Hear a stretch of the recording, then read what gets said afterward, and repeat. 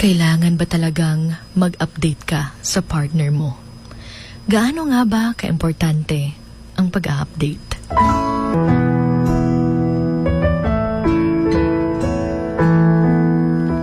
Mahirap bang gawin yung mag-update? Lisod ba ang pag-text? Lisod ba buhaton ang pag-chat kung aha ka, kung unsay mong gibuhat, o kung kinsay mong kauban? Pero masarap bang makatanggap ng update? Yung hindi mo na kailangang sabihin dahil kusa na niyang gagawin. Kung ang pag-update ay magbibigay ng peace of mind sa partner mo, ibigay mo. Hindi naman required na every minute mag-update ka.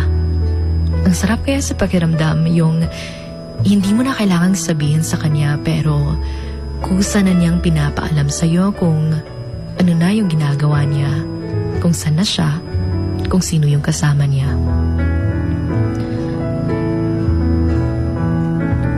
Dahil kung may halaga yung taong naghihintay sa'yo, mag-update ka. Masarap kaya sa pakiramdam yung pagbukas mo sa phone mo, may message siya sa'yo na, "Good morning, andito na ako sa pupuntahan namin." O di kaya'y, "Kain ka na, dito na ako sa trabaho." Masarap kasi sa pakiramdam yung kahit hindi kayo nag-uusap pero alam mo yung nangyayari sa kanya.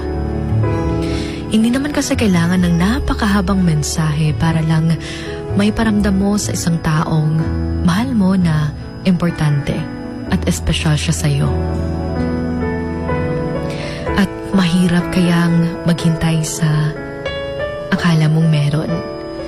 Mahirap din yung ikaw pa mismo yung hihingi ng update mula sa kanya. Pero mahirap din sa iba yung mag-demand ng update dahil wala naman pala silang label. Mahirap din para sa iba dahil nung hiningi nilang mag-update, nagiging forced update na pala.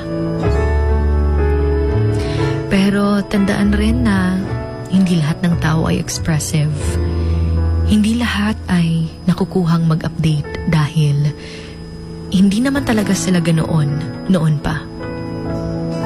Ikaw, as the partner, ay talagang pala-update na pero siya hindi.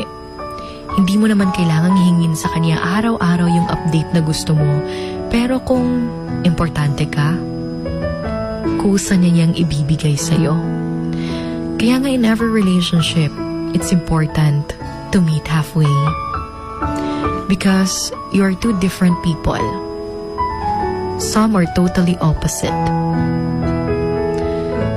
And always remember, sabi nga nila, that you deserve a love that feels like a partnership, not a battle.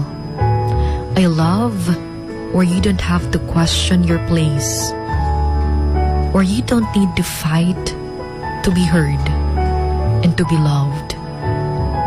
Because you deserve a love that doesn't leave you drained and always wondering what more you could do to make them stay.